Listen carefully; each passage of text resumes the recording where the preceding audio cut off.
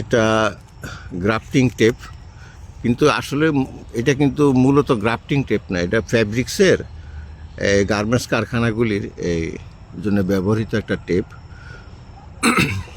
তবে এটা grafting tape হিসেবে অসাধারণ একটা ব্যাপার। আমি আপনাকে এটার ইলাস্টিসিটিটা দেখাবো। আপনি একটু টান দেন তো, এটা দেখি কেমন রবারের মতো হয়, কেমন শক্ত দেখেন তো একটু।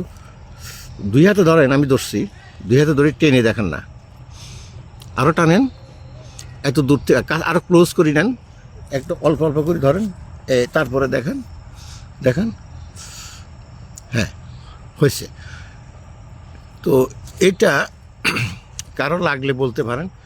একটা বান্ডেলে অনেক কলম করা যাবে, ওই যে ওখানে আছে